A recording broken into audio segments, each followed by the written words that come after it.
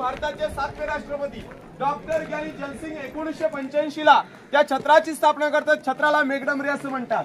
आत्मदेची मूर्ती एका राजांची 6 जून 2009 मध्ये कोल्हापूरचे राजे युवराज छत्रपती श्री संभाजी महाराज राजांचे 13वे वारसदार यांनी या जागेवरती ती 600 किलोची मूर्ती बसवली। या मूर्तीवरती जो फुलांचा हार दिसतो का, सांगलीवरून रोज येतो शिवप्रतिष्ठान मंडळाचा हार येतो। 6000 कार्यकर्ते डेली 2 लोक येतात।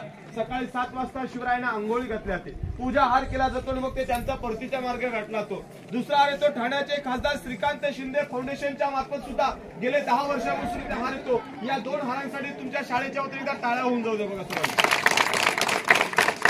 हे बघा, याच्या खाली या 3 खिडक्या तुम्हाला बघायला भेटतात का? या खिडक्यांच्या आतमध्ये एक चौकोनी बॉक्सवाला दगड आहे, जिथे आपल्या राजांचं पूर्वीपार 32 मण वजनाच्या सुवर्ण सोन्याच्या सिंहासन ठेवण्याची जागा होती। मग त्या सिंहासनाचं वजन काय होतं? 1 मण म्हणजे 40 किलो असं रत्नजडीत 1280 किलो वजनाचं सोन्याचं सिंहासन इथे होतं।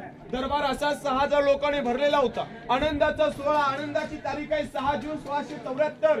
छत्रपती शिवाजीराजे 6 जूनला पहाटे 4 वाजता उठले। रायगडावरच्या कोणत्याही देवतेने राजे विसरले नव्हते। राजे रायगडाच्या सदरेतून निघाले। नगारखान्याच्या बाहेर बलाढ्य देहाच्या हत्तीच्या अंबारीमध्ये महाराज बसले। प्रथमतः जगदीश्वराच्या दर्शनाला गेले। आई भवानी देवीला साकडं घातलं। गडाची गडदेवता शिरकाय मातेची पूजा केली आणि पुन्हा महाराज नगारखान्याच्या समोर येऊन थांबले।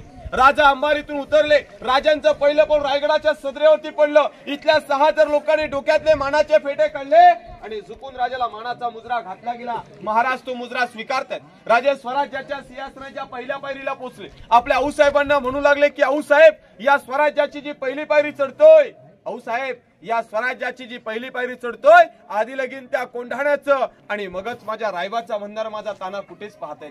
आऊसाहेब, लाख मेले तरी चालतील, पण लाखाचा पोशिंदा जगलाच पाहिजे असे म्हणणारे बाजीप्रभू कुठे? नुकतेच त्या नेसरीच्या खिंडी प्रतापराव गुजर, मुरारबाजी, शिवाकाशी असंख्य वीर मावळ्यांची नावं घेत लटलटत्या पायी राजे स्वराज्याच्या सिंहासनाधीश्वर झाले। काशीच्या काका भट्टाने 2 पावलं पुढून राजाच्या डोक्यावरती छत्र प्रकट केलं। हातामध्ये विष्णूची मूर्ती दिली। 7 नद्यांच्या पाण्याने अभिषेक घातला गेला। 1000 मोहरा उधळल्या गेल्या आणि सिंहासनाच्या मागून एका गुळजूबदाराने ललकारी दिली। मी ललकारी देतो, मागून सर्वांनी मोठ्याने जय म्हणायचे की महाराज प्रौढ प्रताप पुरंदर क्षत्रिय कुलवंश सिंहासनाधीश्वर महाराजाधिराज राजा शिवछत्रपती श्री शिवाजी महाराज की जय। पाहिलंय का? याचं नाव होतं हेनरी ऑक्झंटन। हा गडावरती पायी आला होता, खूप दमला होता, थकला होता आणि नगारखान्याच्या समोर बलाढ्य देहाचे 4 पायाचे हत्ती पाहिले। प्रश्न आपल्या रोजनिशीमध्ये नोट केला की बाबा रे, मी 2 पायाचा माणूस हा रायगड चढतात एवढा दमछाक झालो की छत्रपती शिवराय तुम्ही गडाच्या माथ्यावरती हे बलाढ्य देहाचे 4 पायाचे हत्ती आणले कसे? आता 350 वर्षापूर्वी इंग्रजी बोलणारा माणूस सदरेच्या डाव्या कोपऱ्यात जातो, डोक्यातली व्हाईट कॅप काढतो, तो सुद्धा आपल्या महान राजाला झुकून मुजरा घालतो आणि प्रश्न विचारतो। राजे त्या प्रश्नाचं चोख उत्तर देतात की आम्ही या रायगडाच्या माथ्यावरती जे बलाढ्य देहाचे 4 पायाचे जे हत्ती आणले, हत्ती छोटी पिल्ल होती आणि छोटी पिल्ल पालखीत बसून गडाच्या माथ्यावरती आणली होती। म्हणजे लहानाचं मोठं करता येतं, मोठ्याचं लहान होतं का? हत्तीची वाढ 3 वर्षात होते, किल्ल्याचं बांधकाम 14 वर्षात होतं। हा मराठाचा गणिमिका होता। ही आपल्या राजाची दूरदृष्टी होती। बघा समोर मध्यंतरी जाळी पाहिली का?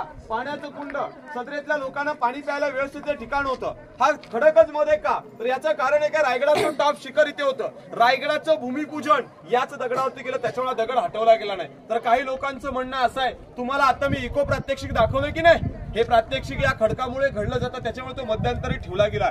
ज्या गेट मधून आपण आता बाहेर पास होऊया, याचं नाव आहे नगारखाना। सकाळी नगारे ढोल ताशे वाजले, दरवाजा सकाळी उघडायचा, सायंकाळी बंद व्हायचा। बाल्ली किल्ल्याचं प्रमुख द्वार आहे। होळीचा माळ, बाजारपेठ पाहायला पुढे जाऊया। बोला छत्रपती श्री शिवाजी महाराज की जय।